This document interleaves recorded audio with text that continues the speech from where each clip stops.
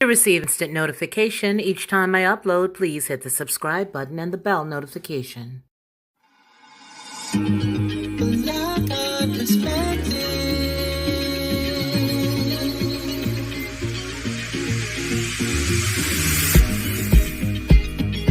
Helping you along the way.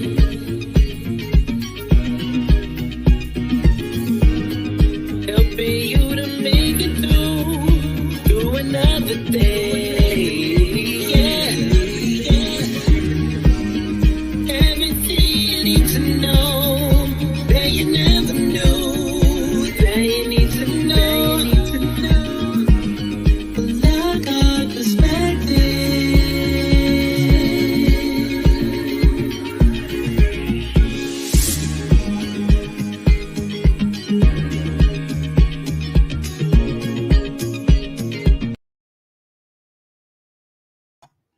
Well, hello, and welcome.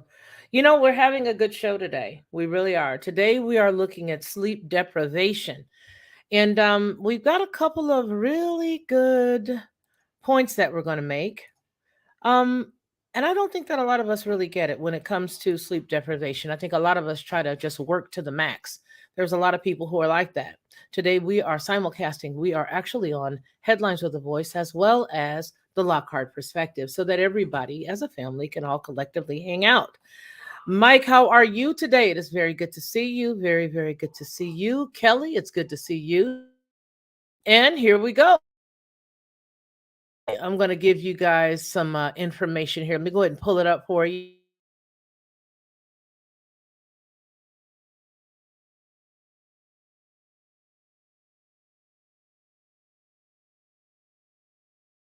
We're literally going to start with this story because this is part of where we're headed. And Kelly, Bebo, how are you?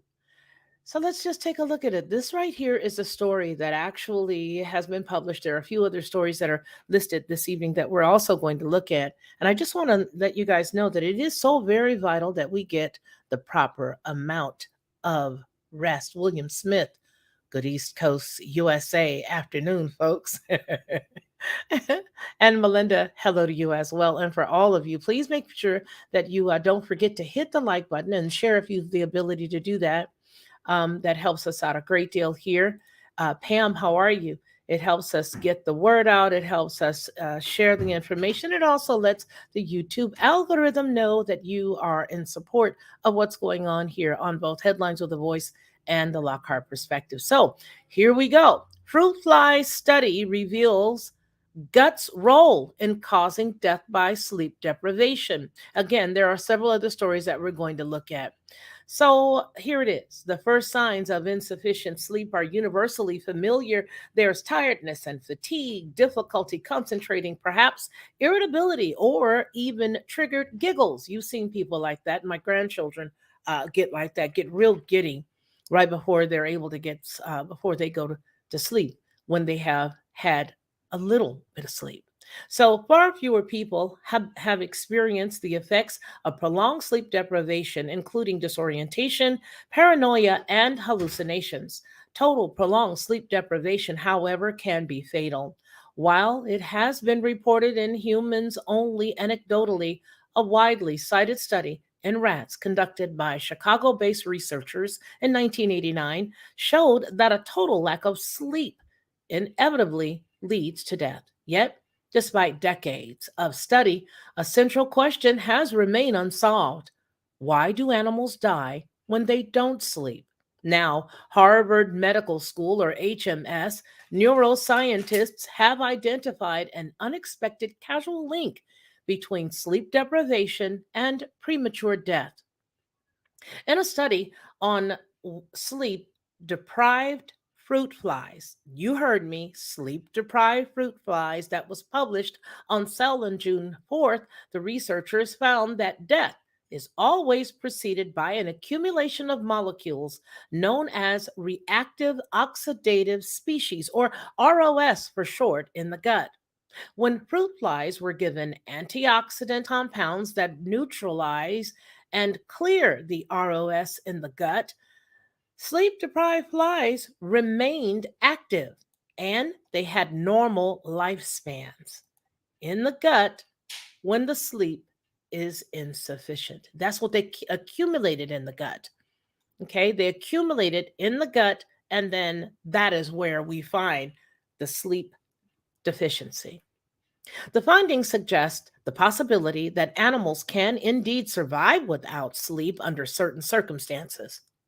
The results now open new avenues of study to understand the full consequences of insufficient sleep, and someday inform the design of approaches to counteract its detrimental effects on humans, the authors said. Quote, we took an unbiased approach and searched throughout the body for indicators of damage from sleep deprivation. We were surprised to find that it was the gut that plays a key role in causing death. This is from one of the senior study author, Dragana Rogulja. She's an assistant professor of neurobiology at the Blotnovic Institute at HMS. She continues, quote, even more surprising, we found that premature death could be prevented. Each morning, we would all gather together, she says, and we would look at the flies with disbelief, to be honest. What we saw is that every time we could neutralize ROS in the gut, we could rescue the flies, Rogulia said. Scientists have long studied sleep, a phenomenon that appears to be fundamental for life, as we all know, yet one that in many ways remains mysterious. Almost every known animal sleeps or exhibits some form of sleep like behavior. Without enough of it, serious consequences ensue. In humans, chronic insufficient sleep is associated with heart disease. Did you know that? With type 2 diabetes. Have you been diagnosed with that and you don't get enough sleep? With cancer and obesity and depression and many other conditions. Previous research has shown that prolonged total sleep restriction can lead to premature death in animal models.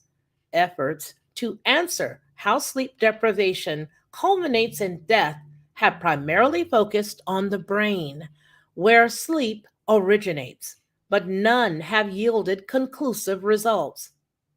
Gut accumulation. Well, spearheaded by a study co-first authors Alexandra Vaccaro and Joseph Kaplan Dorr, both researcher fellows in the neurobiology at HMS, the team carried out a series of experiments in fruit flies which share many sleep regulating genes with humans. Did you know that? I didn't before this study.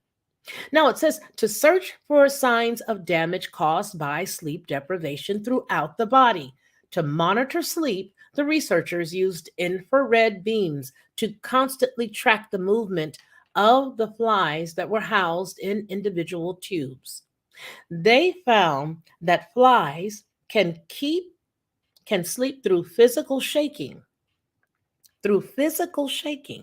So the team turned to more sophisticated methods. They genetically manipulated the fruit flies to express a heat sensitive protein in specific neurons, the activity of which are known to suppress sleep. When the flies were housed at 29 degrees Celsius or 84 degrees Fahrenheit, the protein induced neurons to remain constantly active, thus preventing the flies from sleeping.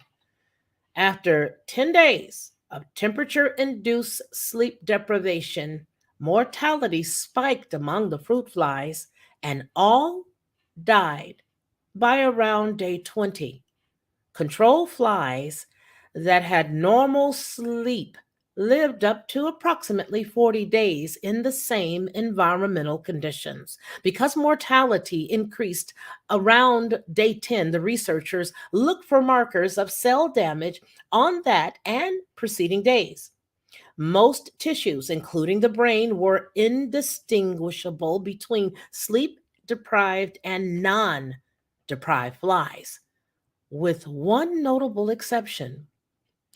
The guts of the sleep deprived flies had a dramatic buildup of ROS, highly reactive oxygen containing molecules that in large amounts can damage DNA and other components within the cells, leading to cell death. The accumulation of ROS peaked around day 10 of the sleep deprivation, and when deprivation was stopped, ROS levels decreased.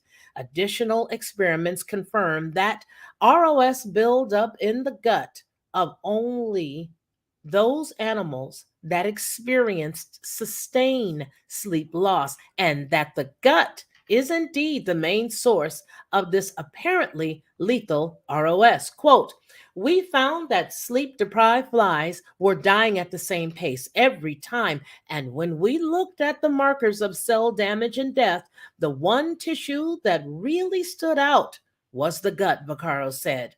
I remember when we did the first experiment, you could immediately tell under the microscope that there was a striking difference that almost never happens in lab research, close quote. The team also examined whether ROS accumulation occurs in other species by using gentle, continuous mechanical stimulation to keep mice awake for up to 5 days. Compared with those controlled animals, sleep deprived mice had elevated ROS levels in the small and large intestines, but not in other organs, a finding consistent with the observation in the flies. Well, death rescue is the next portion.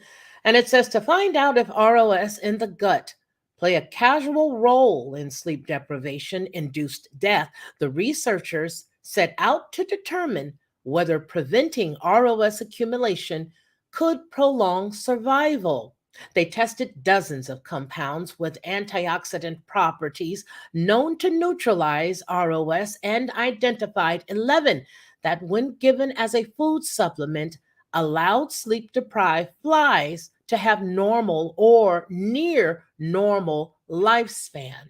These components, such as melatonin, look at this now, lipoic lipoic acid, and NAD were particularly effective at clearing ROS from the gut. Notably, supplementation did not extend the lifespan of the non deprived flies. This is a very important point because you're going to see something in a few minutes and we're going to tie it all together.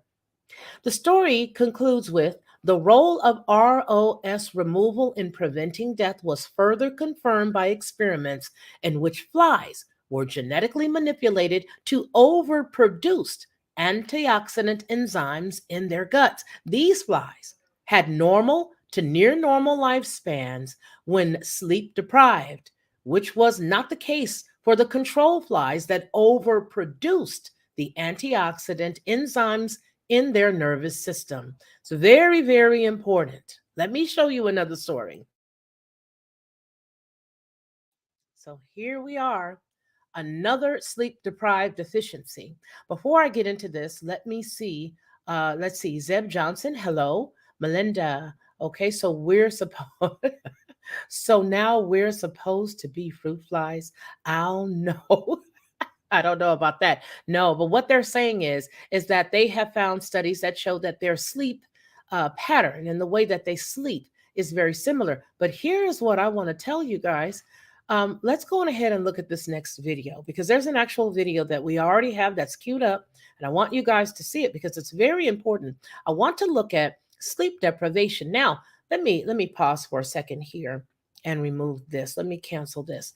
Did you guys know that not long ago, the CDC and the NBC and all these other people had come out with a theory that showed you that you did not need as much sleep anymore? Do you guys remember that? Does anybody here in the chat remember that? Gerald Calhoun, it's good to see you. Rage Against the Machine, it's good to see you. Marty Lauderdale, you as well, and Melinda and everyone else that I've already said hey to. It's good to see y'all. But do you guys remember a story where they came out not long ago, and I believe that it was during the pandemic time, that said you did not need that much sleep? Remember that? Okay, so there's a purpose for me sharing this with you. When I nursed my twins and only ever had 1.5 to 2 hours of sleep at a time, I was completely foggy. Maybe 4 solid hours is the difference. Okay, All right. Everybody's loving on Marty. All right, you guys, let's go into this story right here because during the pandemic, you may have noticed not only your sleep pattern changing, but that of the sleep pattern of those around you, whether it be your children, your grandchildren, or maybe even someone else's children. So, sleep really does play a great role in how we function on an everyday basis. Another role that sleep plays when you consider sleep is the fact that they just mentioned how some children may be a little giddy or they may have shortened attention spans. Now, can you imagine what happened when we changed from those red digital clocks? Well, when we changed from analog clocks to the red digital clocks. Well, everybody was still okay. Then all of a sudden we switched from the red digital clocks to the blue lit digital clock. And then we went from having a standard house phone to a candy bar shaped cell phone, and then another cell phone that had a load of blue light behind it. So much so that now they even take a blue light filter and they allow you to change the screen. They don't go back to the red. No, they don't do that. But they most assuredly can tell you, well, hey, why don't you just block out some of the blue light? Block out some of the blue light. Well, we're not going to come over here with any of that stuff that's going on anywhere else. You guys, we all get along here, okay? All right? So now, let's take a good gander at that. How many of us remember this? Hearing about the blue light, hearing about the red light, seeing how we change over from analog to digital. And now everybody is running around looking like we got toothpicks stuck in our eyes. Well, because now I could start a live here at 2 o'clock in the morning and people would show up. Why? Because a lot of us can't sleep anymore. And I believe that it's clearly because of the devices that we use on a daily basis, as well as all of the toxins and other stuff that we're taking in. But let's look at this one more story, and then I'm going to segue into an audio that I think you guys might really be able to dig your teeth into. So let me give you this one first. I think it's this one. Yeah, I believe it's this one. Let's see. Yes, here we go. This is the one that I wanted to segue into the story that we're going to listen to in just a few seconds. All right, so now we talked about sleep. We talked about the way that they have loaded up the little animals. We talked about the way that they are using now the in this particular case the fruit flies because of the fact that their sleeping pattern and part of their anatomy in a specific way, as the article just shared with us, mimics ours. Well, that's the reason why they felt confident that they could use the fruit fly in this particular situation. So this story, which will also be down below in the description for you, talks about the difference. Okay, deficiency, sleep deficiency, and sleep deprivation. So, what is the difference? Sleep deprivation is a condition that occurs if you don't get enough sleep.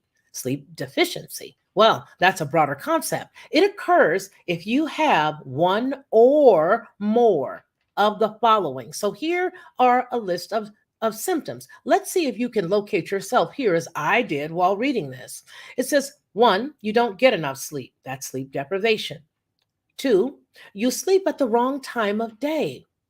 Three, you don't sleep well or get all the different types of sleep that your body needs. As most of you all know, there are several different types of sleep. The next one says you have a sleep disorder that prevents you from getting enough sleep or causes poor quality of sleep. And I do want to talk about poor quality of sleep right quick. Don't sleep with the television on. That produces a very poor quality of sleep. Sleeping with the television on, sleeping with anything with blue light on, sleeping with all kinds of noise that's not like the some of the sleep apps that they have out right now. Do not sleep with your TV on, especially if you go to bed with one thing and then you've awakened on some points where all of a sudden you notice you're hearing stuff in your sleep that's now a part of your dream. Your room needs to be completely clear of distractions. I can't sleep with any light at all. And I have a terrible sleep if somebody has come in the room and turned the television on.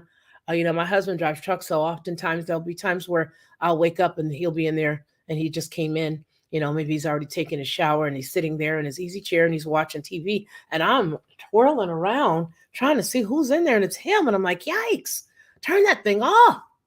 Turn it off. Okay. We're like, turn it off. Please just turn it off. And so that's what you want to make sure that it's the quality of sleep that you are looking at. Okay. It's the quality of sleep. That's very important. All right. So it says this topic focuses on sleep deficiency. Sleeping is a basic human need, like eating, drinking, and breathing. Like other needs, sleeping is vital for good health and well being throughout your lifetime, according to the Centers for Disease Control and Prevention.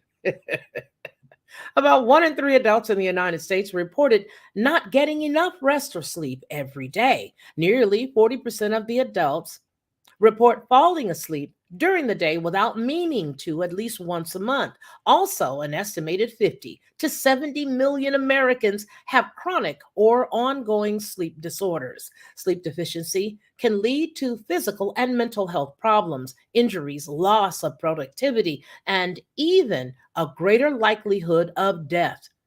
To understand sleep deficiency, it helps you to understand what makes you sleep and how it affects your health. When you get these links, please hit these hyperlinks here because it's going to explain both of those to you. Okay. I hope that you're taking advantage of those hyperlinks and whatnot because they will help you. So, sleep deficiency can interfere with work. Now, here we go with the children as well as some young adults. Sleep deficiency can interfere with work, school, driving, and social functioning. You might have trouble learning. There's another thing for the kids, right? So we've got school, we've got trouble learning, focusing, and reacting. Also, you might find it hard to judge other people's emotions and reactions. Sleep deficiency also can make you feel frustrated, cranky, or worried in social situations.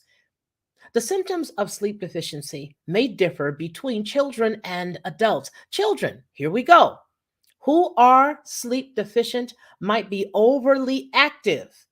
So, how many people have run around here and given their children some type of medication because they think that the child is just overactive? Oh my gosh, this kid bounces off the wall. Well, mom, dad, what type of sleep is that child getting? What type of sleep is the child receiving? Is the child going to sleep at a reasonable hour?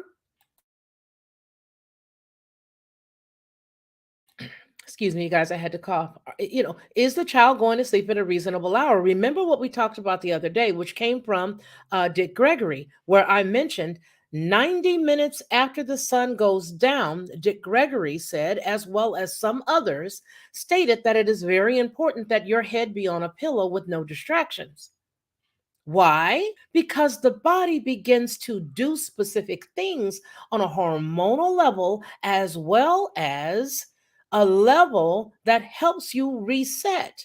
It helps to clear out certain organs, it helps to rebuild. So, just like any other well oiled machine, it has to have the same type of breakdown and rest that others do. So, for example, and you guys know I like cars. You guys know that I like Mopar. There is no reason why you would run your car without ever changing the oil. You'd never consider not topping off the fluids. Moreover, you would never even consider going without the ample type of maintenance that you're supposed to have with a very nice car. So, why do we do it with our bodies? And what's being done around us to encourage us to do this? Listen, if you consider the fact that they just got through highlighting a few hypertensive type of things or children with hyperactivity that we then go and flood them with drugs, we need to check these questions, right? In tandem with other things. I mean, because there's some other things that we all know that do feed into some of this other stuff. But I will tell you that it most assuredly is important for us. Max Vision remote viewing class, how are you? It is a landscape, family landscape. Hey, and my son is here. XX Frank Nitty. Hey, okay. See a lot of you all here. And Kevin MD 1974. Okay. All right. So it is very, very important to see that there are several situations that we can now highlight could be the fact that the children aren't resting well. Now, in tandem with the children who are sleep deficient might be overly active and have problems paying attention, they may also misbehave and their school performance can suffer. Bingo, bango, teacher notices Bobby is just not paying any attention. He's over here misbehaving. He's piddling and messing with people.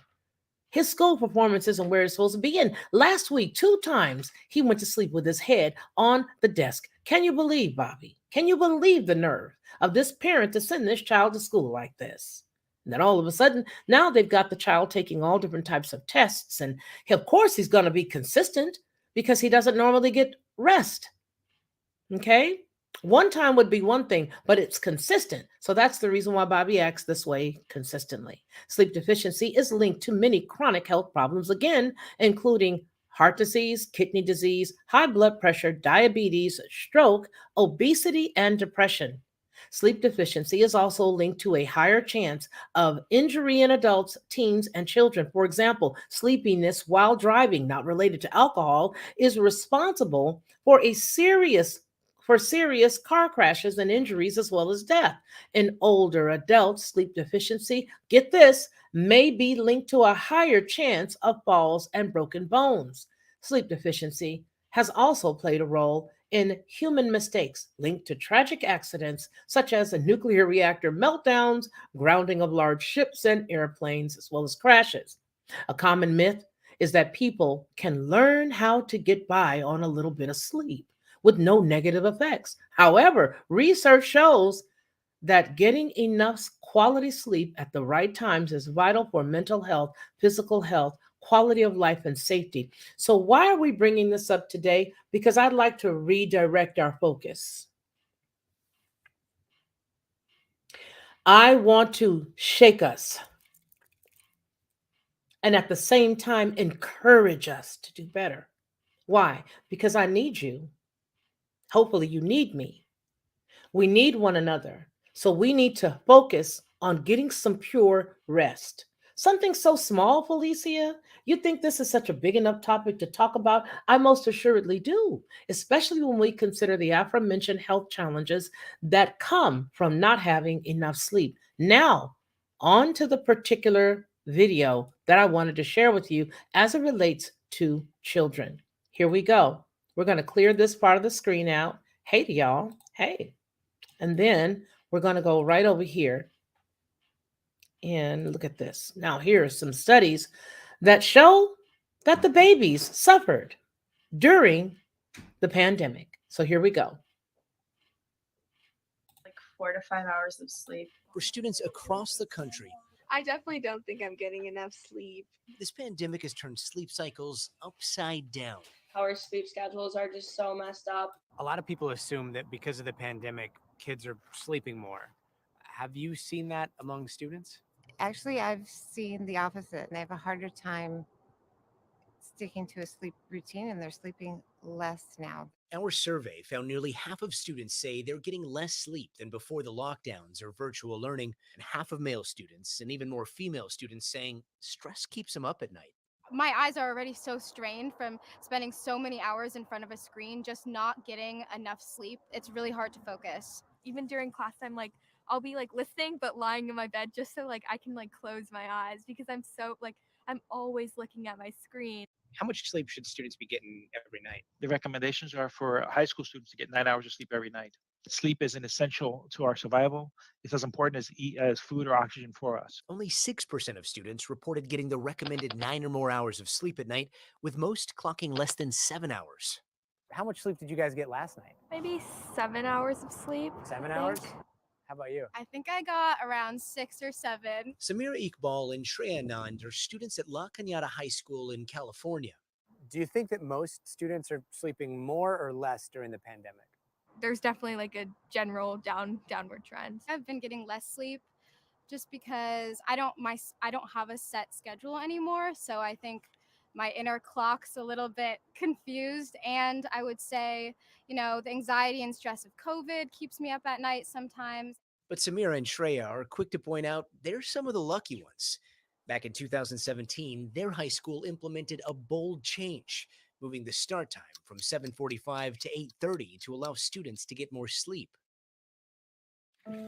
Open. It's a beautiful word.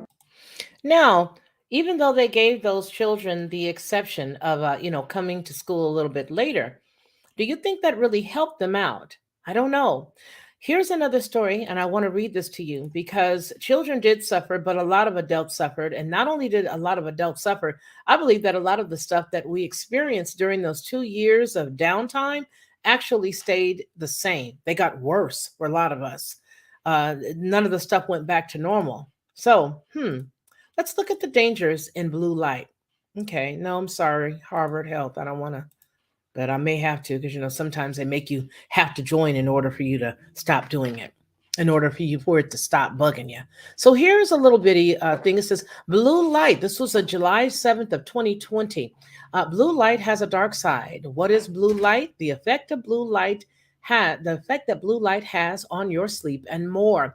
Although it is environmentally friendly, it says blue light can affect your sleep and potentially cause disease. I want to change the way that I see this. So let me make sure that you guys can see it the original way here. Let me give it to you here. I want to change the way we see it because I want you all to be able to read it. There we go. Okay. Now you can see it, I'm sure. There you go. Okay. So there's a person with their cell phone or their tablet laying down, relaxing, or at least trying to. Okay. All right. And that's how people go to sleep nowadays. We didn't used to do this, remember? So that's why we are redirecting you. I'm redirecting my brothers and my sisters today with the story because the title of the story is what? Sleep deprivation, the cousin of death.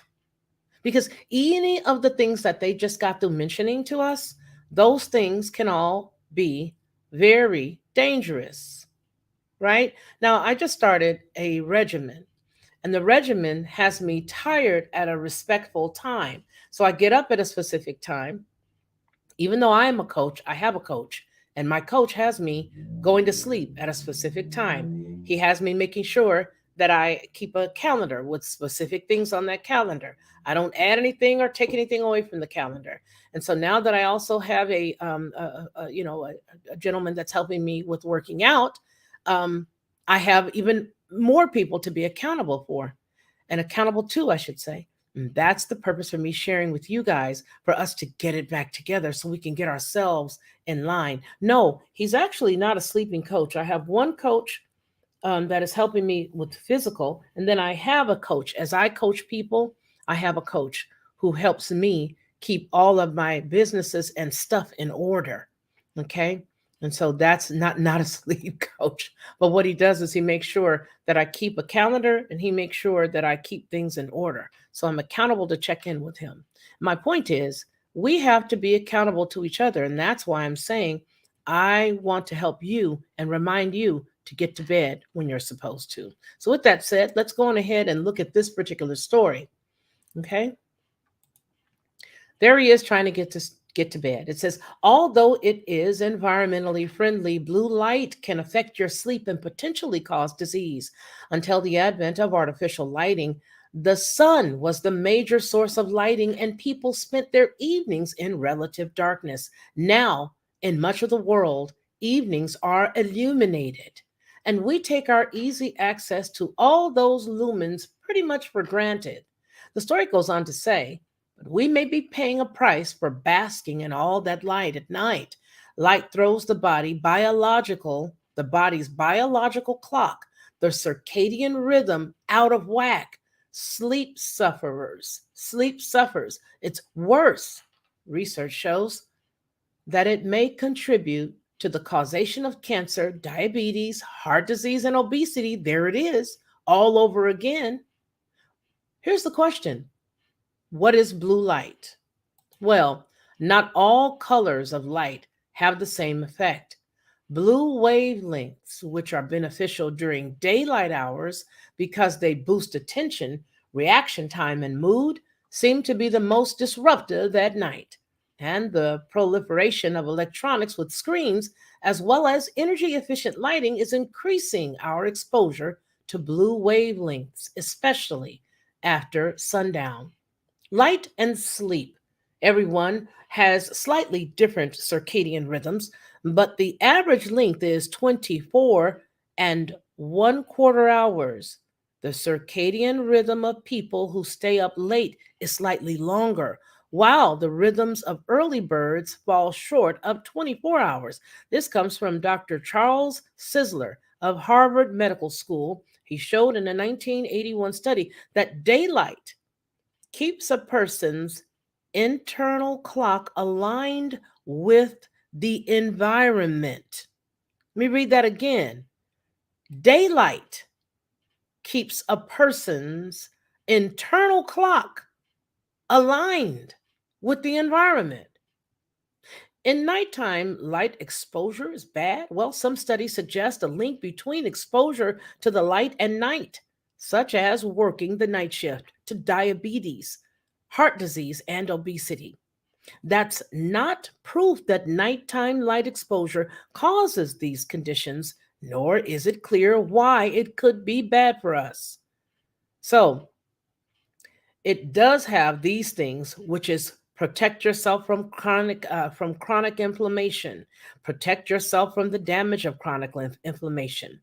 The science has proven that chronic low grade inflammation can turn into a silent killer that contributes to cardiovascular disease, cancer, type 2 diabetes, and other conditions. Get simple tips to fight inflammation and stay healthy from Harvard Medical School, it says here. Now, let me come back on this side with you guys, because we here in North America seem to have this belief system to work, work, work, work, work.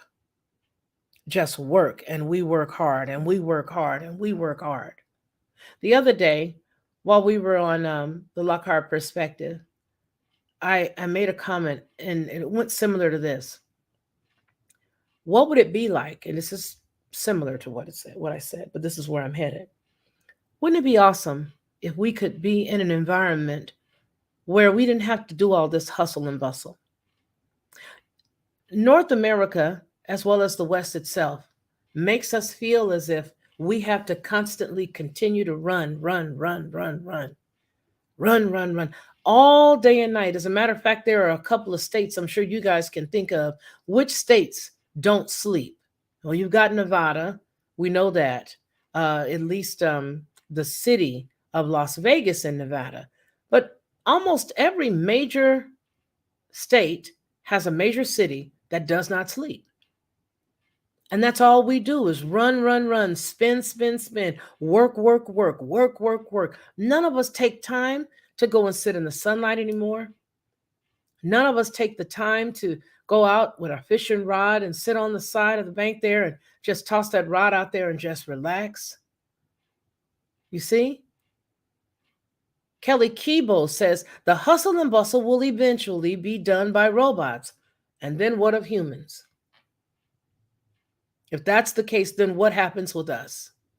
Because right now, if you look at every commercial, every major commercial that they have tells you that humans are inferior. We carry disease all over the place. We need attorneys to help us with the disease that we've carried because of some medication that's been given to us.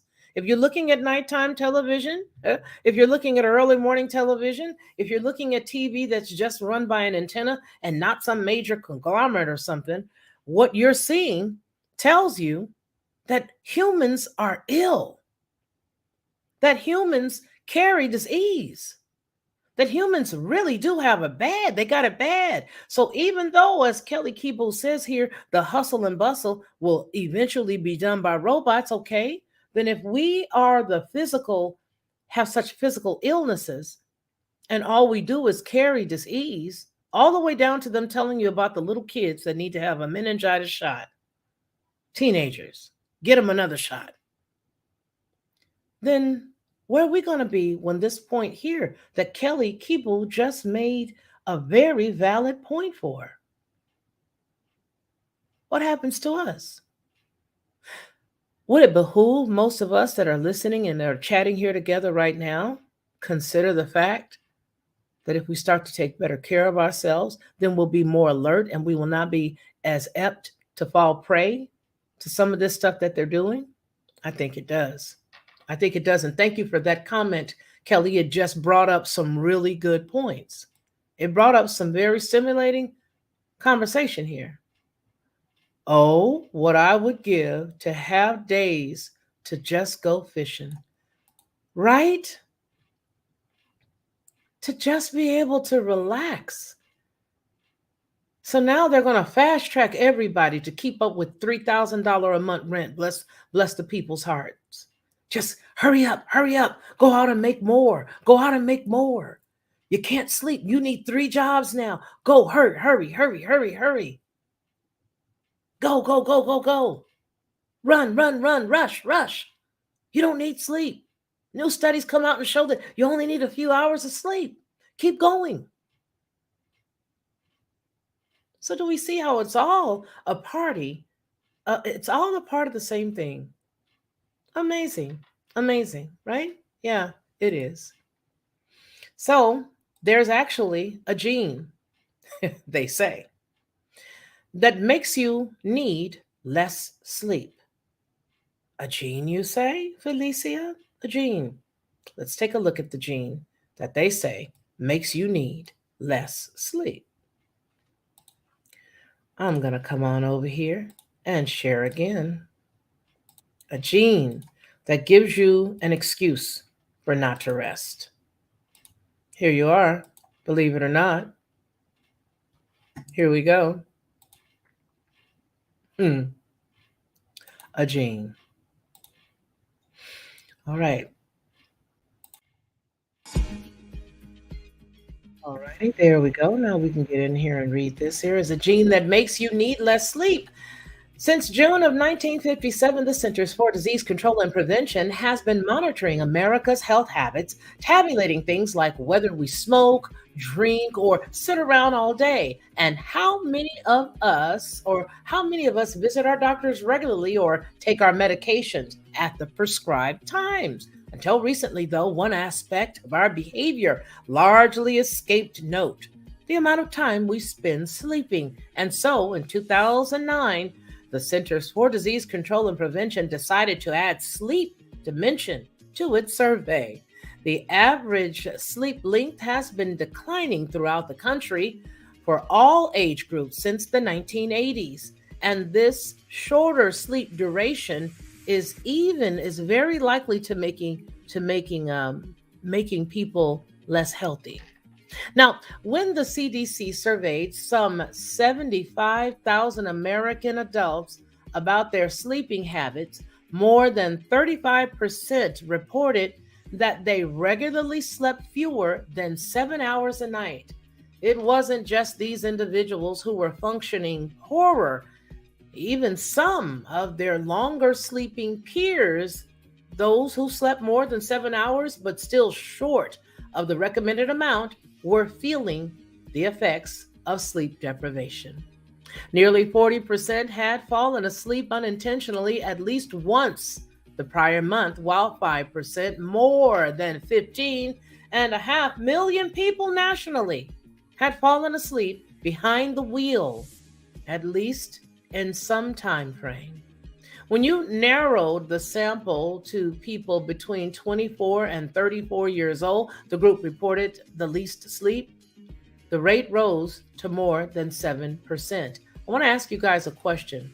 How many of you have literally found yourself going to sleep at the stop sign or going to sleep at a light, or you know somebody who has? Put a 1 in the chat. Really hurry, really fast. If you know somebody who's fallen asleep at a stoplight, or if they've fallen asleep, or you have fallen asleep at a stoplight or at a stop sign, put a 1 in the chat. Kelly says, my husband fell asleep and we flipped our SUV about 5 times. My goodness. I'm sorry. I hope everybody was okay, Kelly. Dovetail 55 says 1. Pam says 1. I can imagine, I know me, 1. Okay, so that's at least 3 of us, as well as Kelly's husband. Melinda, nope, afraid not. Okay. William Smith, whoa, right, William? Mm-hmm. Sitting there at the light and you just sort of drift asleep. How about this? How many people recently will have the cell phone, pretend like my house phone is the cell phone. We'll have the cell phone and you're swiping and all of a sudden you find yourself just picking your head back up really quickly. Come on now, hurry up, come on everybody. Give me a 1 if that happened while you're on your cell phone and you're just swiping away and all of a sudden you literally catch yourself waking up. There has to be people that has happened to most recently. Passengers should stay alert on long trips. Let me tell you something. I now stay alert. William Smith says guilty as charged. Yeah. Esther says, yeah, 1. Sitting there on the cell phone. You could even be at the house. You don't even have to be in a car or a situation like that, but you are sitting at the house. And there you go, Catherine. There you go, Pam. Y'all, we need this. We need to shake each other. This is what we need, you guys. We need this conversation because in the midst of all the stuff that's going on around us, move, go. You need more. We're of a specific age. I know the demographics here on this channel, on both of my channels, and we are not spring chickens. So we definitely have to make sure that we start getting the ample sleep.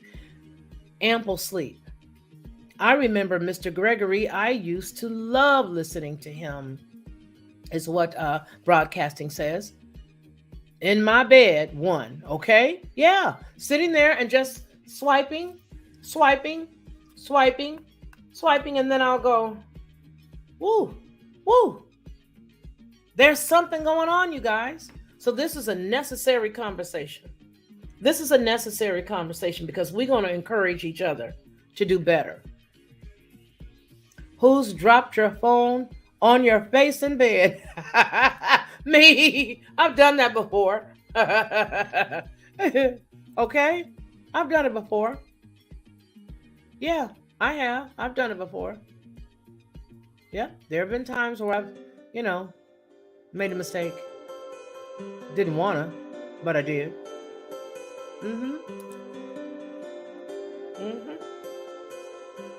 Yep. So let's go ahead with the rest of this here. Now, are we getting sleepy with this music? There we go. Okay.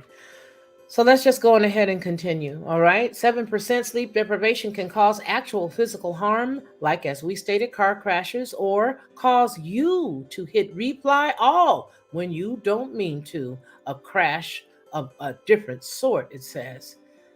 It results in severe cognitive impairments, lower productivity, and difficulty concentrating, memory issues, and motivational problems. It even makes you like your hobbies less.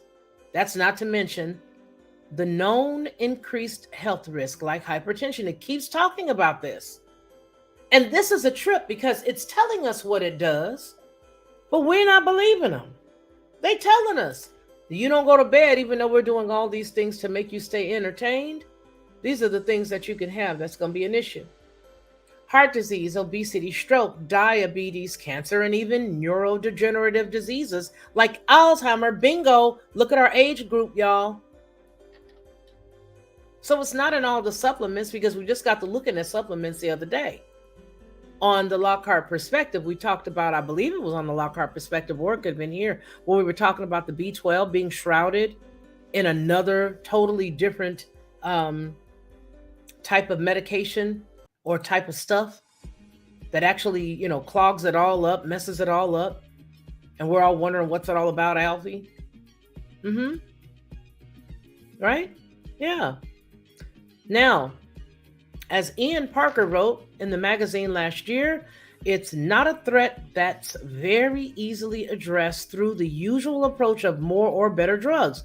What is he talking about? He's talking about Alzheimer's.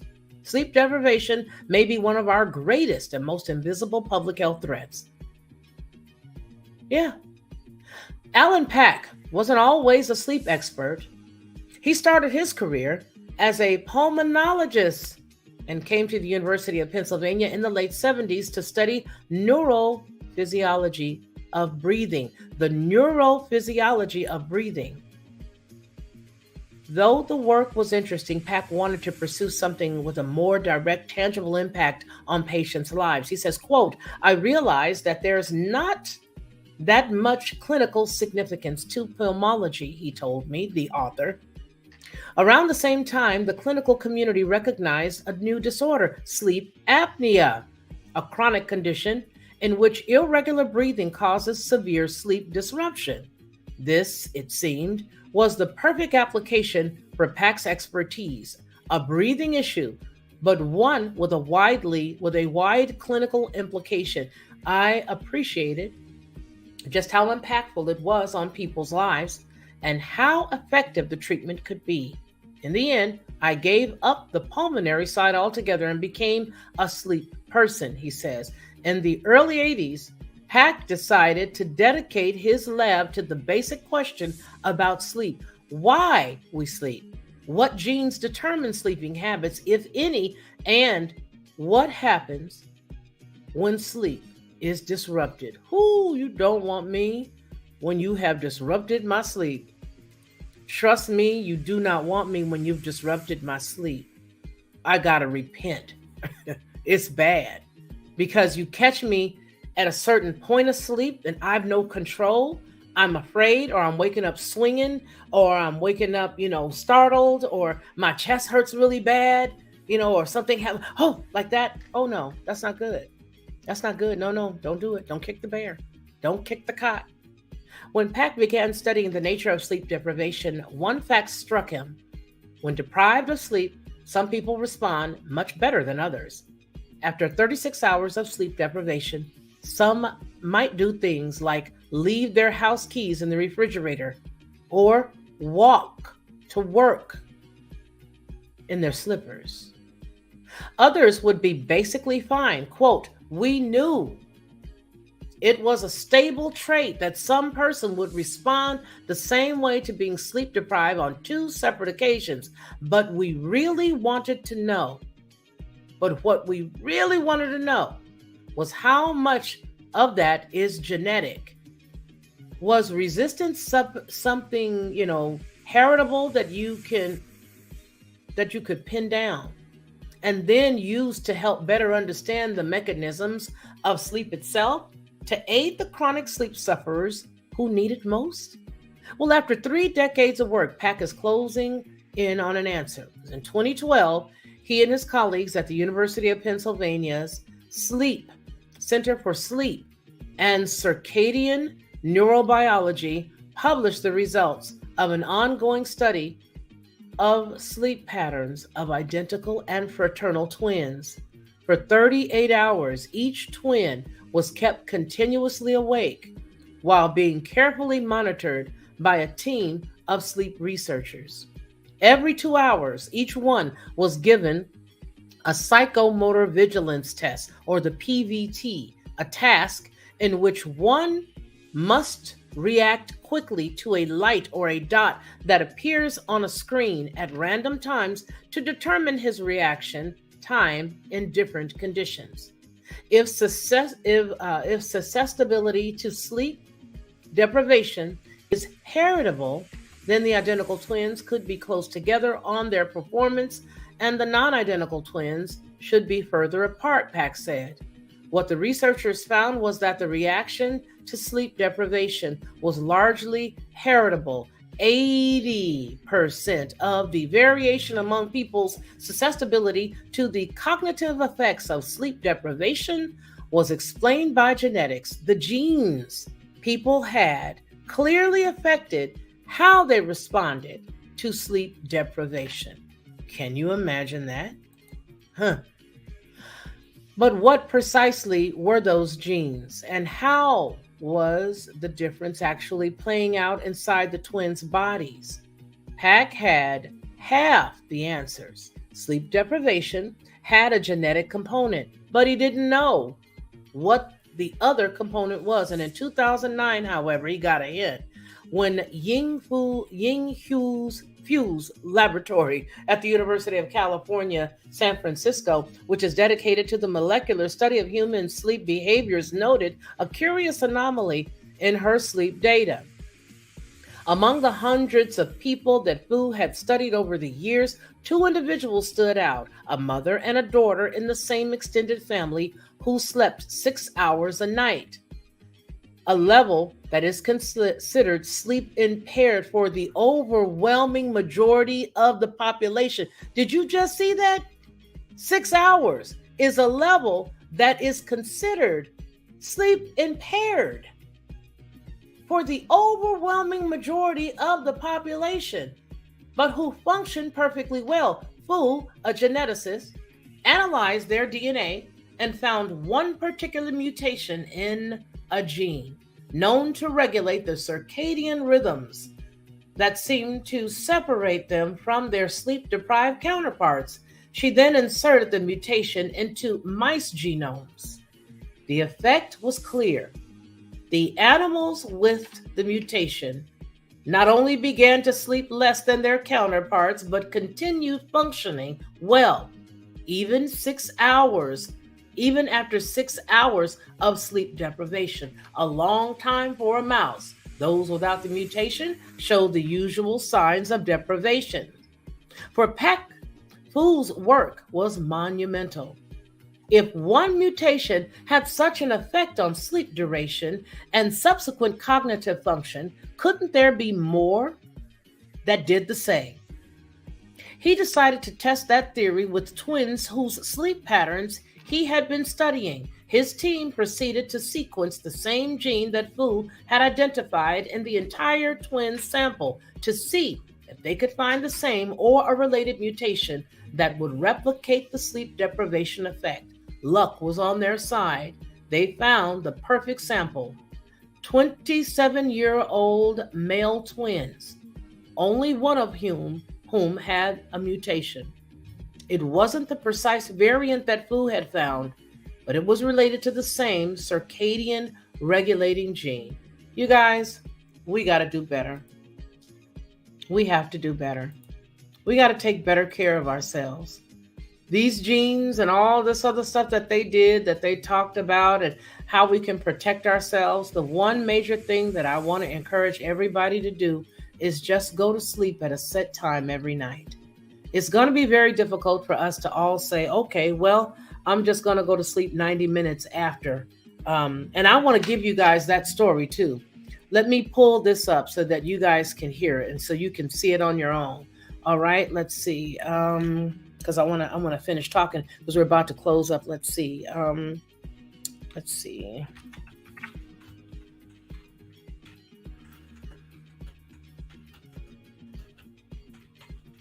And it was the one that I want you guys to look at is by, what was his name? I just said his name. I see his face. Oh, there it is. There you go. All right. This is from the Hub News. And hopefully we'll have this on here. This story will be here, hopefully. And I can let you guys see this. But it's very important now. Both the story that we used earlier from NBC, as well as this one from Hub News, these stories specifically are used just for commentary purposes so that we can bring light to this particular topic. It is by any stretch of the imagination meant for us to be, using it as a copyright infringement. No, not at all. I do want us to look at this though, because this is very important. He doesn't get a chance to really speak as freely as he would if he were just given the forum to talk, and we're about to leave. But listen, I want you guys to listen to this. He doesn't get the chance to speak 110% as if it was just him, right? But he does explain some stuff. Is this it right here? Here you go. I hope that I turned the volume on. Hold on, you guys. I'm going to clear the screen and I'm going to do it again just because I want to make sure I hit the volume button. There it is. All right. And then let me turn off my shaft music. And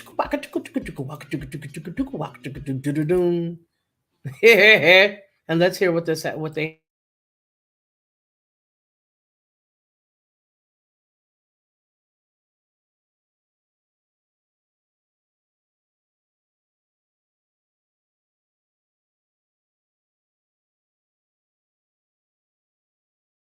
The number one cause of death in America is not homicide or drugs or suicide. The number one death in America is sleep deprivation. Lack of sleep. Sleep deprivation. So how much sleep does the body require? The universal order requires that you must be in bed 90 minutes after the sun go down to get the brain recharged after 12 midnight. You know the story of Cinderella? She's not back in the house by midnight. She turns into a pumpkin. After midnight. Now, when does the sun go down? It changes. It goes down different every day.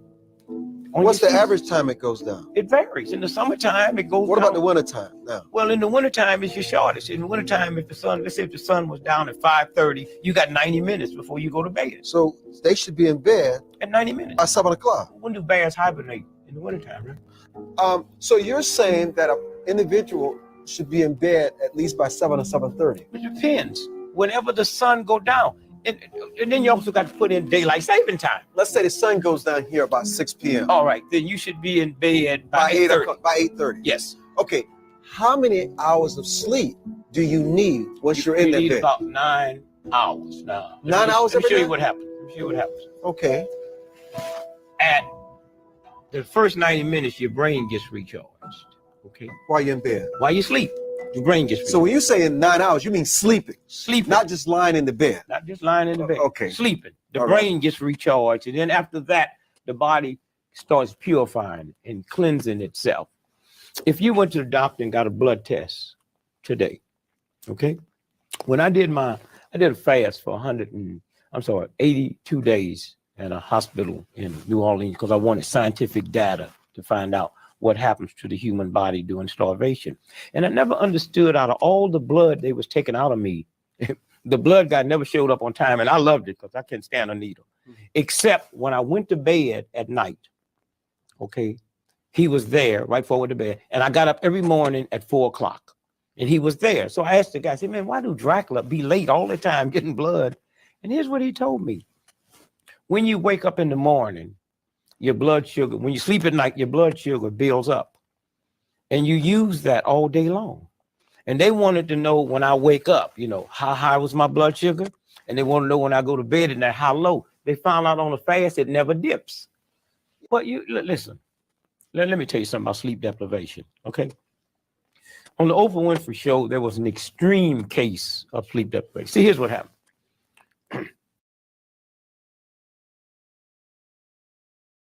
Again, we do not own this here on this channel. We are simply using this specifically for, commentary, and that's it. So we're watching right now Dick Gregory speaking with regards to sleep deprivation as a part of what it is we're talking about today. Okay, so let's go ahead and finish.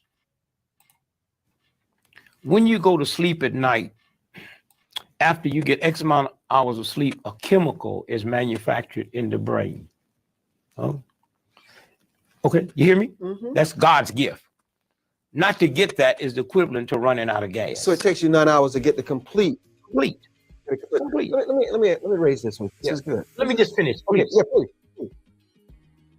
Extreme on the Oprah Winfrey Show. Sleep deprivation. Every day, this guy's wife carries the child to preschool every day. He picks up the child every evening. But on Thursday, he have to take the child to school. So one Thursday, he goes to pick the child up. And the child haven't been here. So he calls his wife, Susan, I thought you was gonna, how come you didn't drop Mariel? Today's Thursday, sleep deprivation. He forgot the child was in the back of the car. He went to work, let the windows up, 106, the child is dead. That's what happens? Sleep deprivation. And the reason most folks is not wealthy and out of poverty, because in sleep deprivation, you make quick decisions. So what happens to someone, let's say, if they only get 4 or 5 hours of sleep? Some people will tell you they don't need much sleep. Yeah, wait. I don't believe that, though. Hey, there's tell a them. universal order that put everything together. Okay? And the universal order will not change its laws because of a human.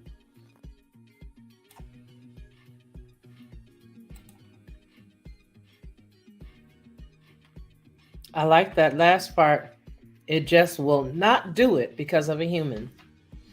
So the last portion that we just got through seeing, I will leave the link down below in the description for you so that you can go to that channel and you can check it out yourself. It's actually a clip of a TikTok, but it's an original clip of the guy's show there.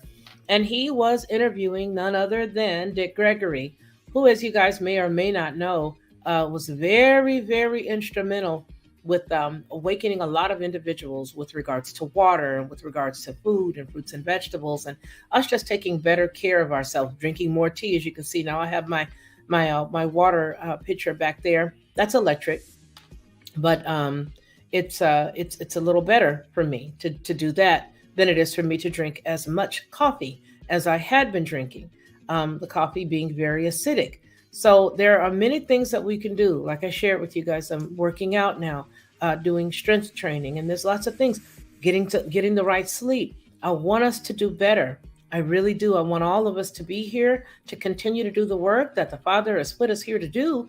And it's impossible if we're not healthy. So I want to thank each and every one of you guys for spending the last hour and 6 minutes. We did it in good timing. We did it in good time. You know, I like to have us out at least within an hour. But Anthony Van Zandt, it's good to see you. So it's just good for all of us to be together in fellowship and to remember to take care of ourselves. Listen, I want to thank you again for being here. I want to thank you guys for the support that you give the channel. I want to thank you for those of you who have become members. And before we leave, I want to ask you, would you, the 70 of you, would you all consider becoming members? Please do. Either here on the Lockhart Perspective or Headlines with a Voice. I would love it if you guys would choose a tier and join us and become members here. That would be awesome. It helps to support the channel. It also helps for us to make sure that we can have really good events together, especially when we have a large amount of folks together. That way we can do all kinds of trivia games and all kinds of good stuff. But thank you so much for being here. Thank you for those who have sent donations through our mailing address. I appreciate you. They've been coming in, and I was really, really very happy because it does support us with the what it does go to right now is the moving cost that it's costing for us to move into another place that actually has one room that will be dedicated as a complete studio. So anytime you all give now over the next few months, that's what that's for, as well as the boys' continuation and the continued support with their playing football. So I appreciate you guys knowing that this is all I do and that you guys are a great part of helping it continue. So with that said, I want to thank each and every one of you for being here. And I want you to remember what we always say on any Felicia Lockhart Group publications, and that is that man shall never, no matter what he tries to do, man shall not live by bread alone, but by every word that proceeds out of the mouth of the Most High. You guys take care of yourselves, and then I want you to take care of everybody else. And until you and I see each other again, please continue to be blessed and get some rest. Get some rest.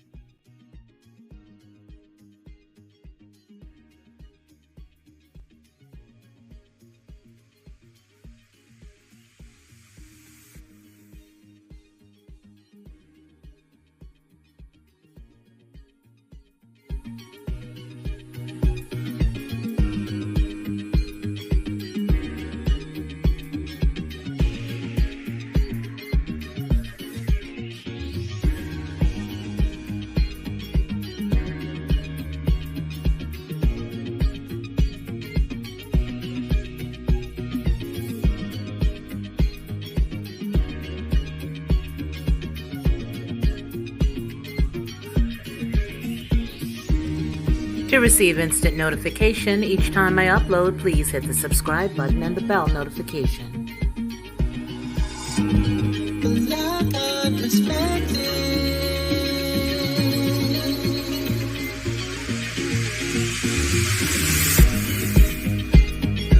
Helping you along the way,